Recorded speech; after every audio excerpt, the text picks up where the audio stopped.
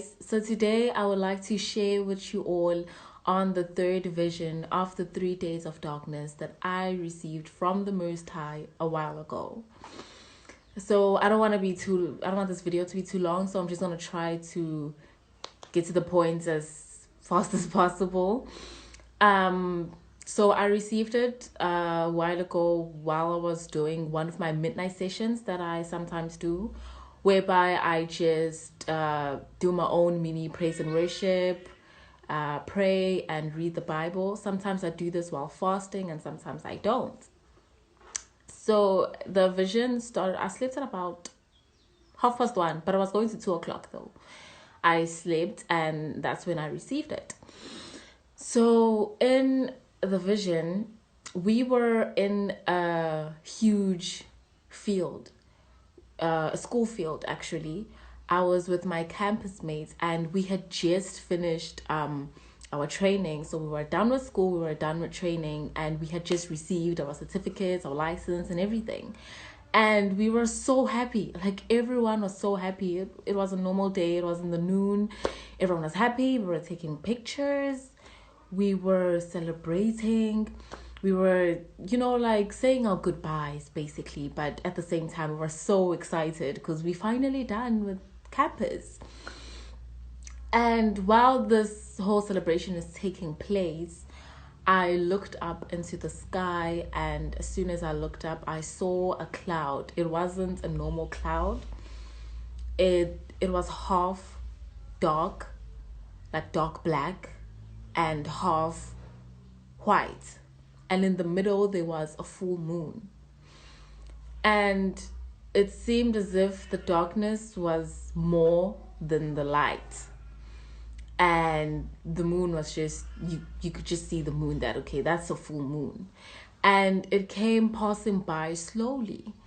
And when I see this, immediately the Holy Spirit told me and was like, today's the day. It's the 3 days of darkness. And as soon as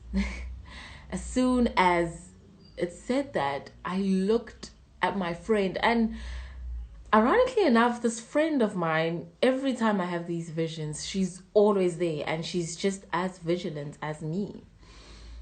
As soon as I looked at her, and as I saw her, she was looking at the cloud as well. She had the shocked face. It's like she wanted to cry. It's like she wanted to scream. And it's like she wanted to do everything all at once. Like that's how her facial expression was. And we looked at each other, and then immediately we were just like, no, like this can't be happening right now while we're here.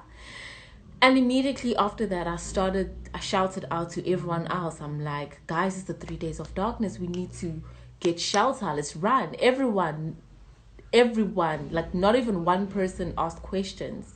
Not even one person didn't believe. Everyone believed at that moment that she's not talking nonsense. It's actually happening. And then we all started running. And running towards the big hostel. But we didn't go inside the hostel, because before we could get inside, I stopped because something in my spirit was just like, you can't go inside there. You can't. A hostel accommodates so many people, and which means there's going to be so many windows. Where you're going to get plastic bags to cover all those windows. And so I told everyone, I'm like, no, we need to get to any classroom, any small classrooms, not the hostel. And then everyone started running. Everyone was scattered everywhere. Looking for plastic bags, digging in garbage bins, looking for newspapers, looking for anything and everything that could help during this time. And everyone was just working together while others ran into this one classroom that we were all going to be in. And while this whole chaos is happening, immediately I took out my phone because I wanted to go on WhatsApp to try to warn everyone by updating a status that, guys, it's time. I hope you're preparing. And when I was on WhatsApp, it's like the phone wasn't working. It wasn't working. There was no connection. There was nothing.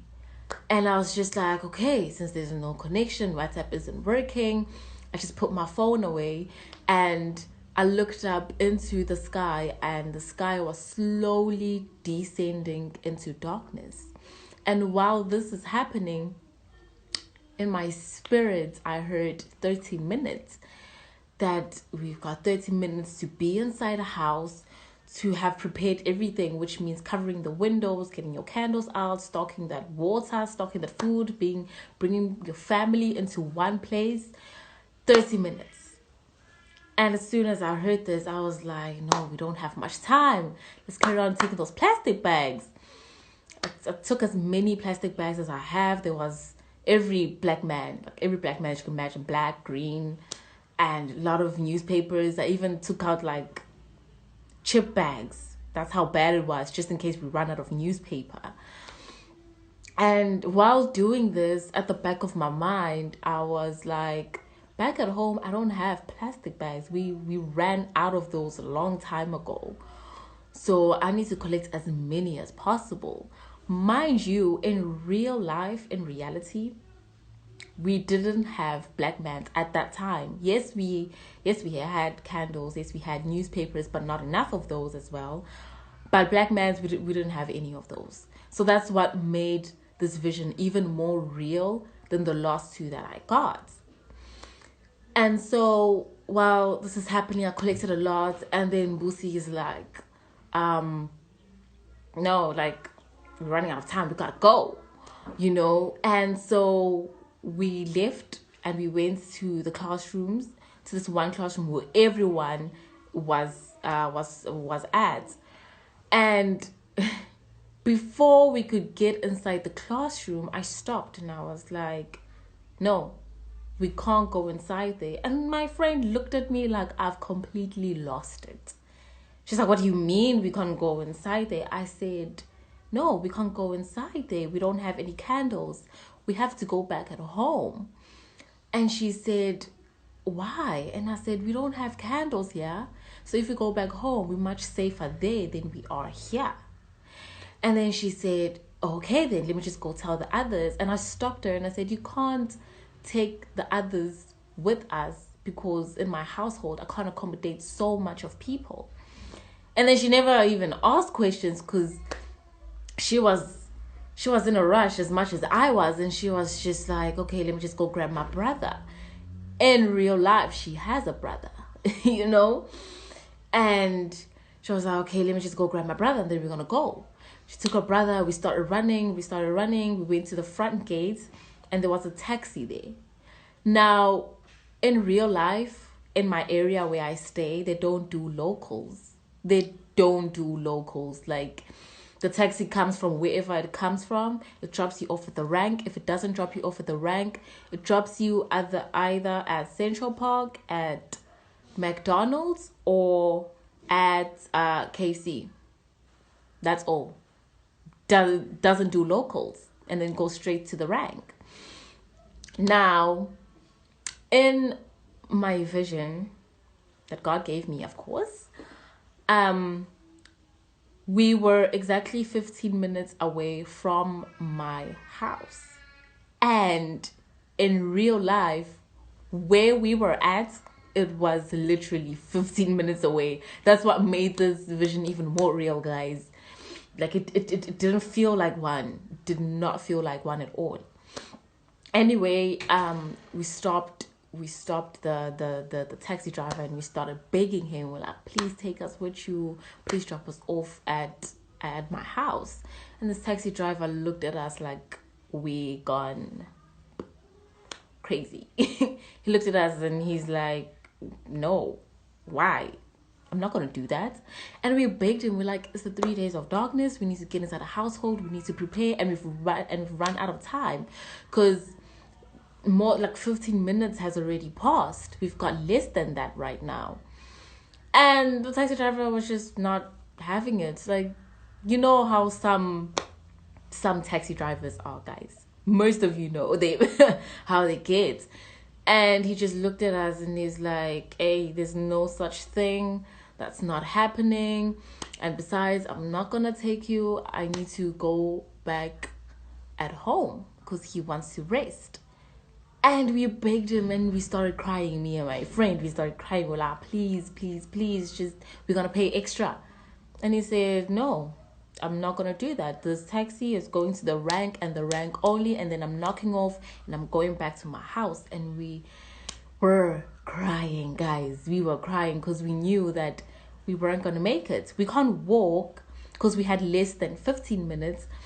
And my house is 15 minutes walk. And I didn't want to contact my mother because it was going to be a huge risk and be like, okay, what if it catches them on the way and then catches everyone and then everyone is in the darkness now? Like, no, I didn't want to risk that. I preferred them being at home than being outside. Because I know that my mother can take time. Literally in real life, she does take her time. So that's what I was avoiding. And it ended just like that, with us begging and crying and all of that. It was terrible. As I woke up, my heart was pumping out of my chest.